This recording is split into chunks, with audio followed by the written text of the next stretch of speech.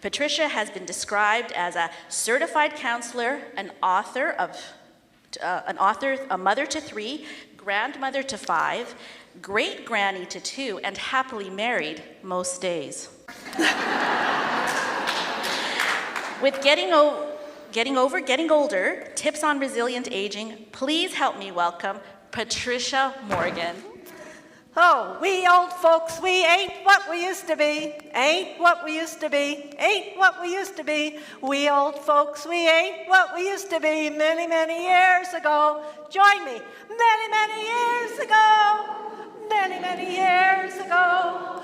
We old folks, we ain't what we used to be many, many years ago. Good job. So we've changed. We changed before COVID, and then COVID gave us the opportunity to change even more, right? Changes. It's inevitable.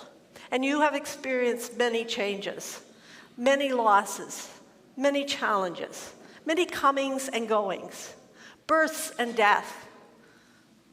During COVID and before, loss of parents, uncles, aunties, and I've become the matriarch of my family.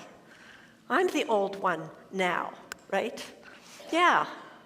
And friends that I never imagined would go before me. Hard stuff. So I'm here talking about resilient aging. And resilient aging is the opposite of ageism. And I'm hoping you will join me in fighting ageism. What's ageism? It's denying that we're all going to get old and we're all going to die. So people are saying that this is a beautiful place to be, a heaven before heaven. And I landed here yesterday, and I agree with those of you that told me that this is your heaven before heaven. It's a much better frame than what my mother used to say, "Oh, Patsy, we're just in the holding tank." Love that. Love that. So what does resilient aging look like? It looks like embracing all that we are right here, right this minute, with our lumps, our sags, the way they are, right?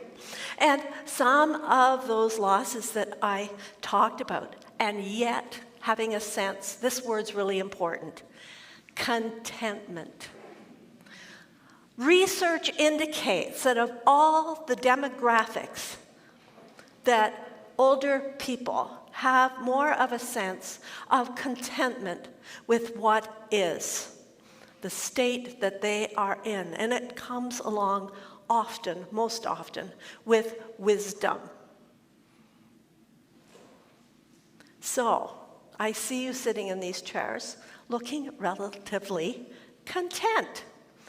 And I hope that you don't participate like some of my friends do in ageism. What does ageism look like? Take Nancy. It was her birthday last month. She's about my age, in her 70s. She said, "Oh, again, it's my 29th birthday." And I thought, "Nancy, you don't look very well." If you're going to lie, why don't you say you're 104 and aren't I doing well? Why do we lie about our age? That's part of ageism. I want myself, Nancy, and you to be age pride. I'm 76 in December, and I'm a spunky senior. That's right. Well, that's a beginning. And I've got some tips for you around resilient aging. While we're here, we might as well make hay, right? Oh, excuse me. My mother used to think a certain thing was happening in the hay. I grew up on the farm. So we've covered that. Oh, the whole thing about the 29. The other one is that people say, it's just a number.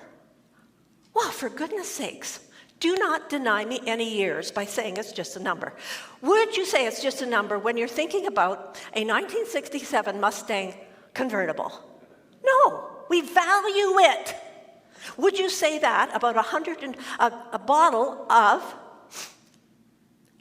I'm just trying to figure out how to say it properly, Chateau Lafite, $150 or more, over 100 years old.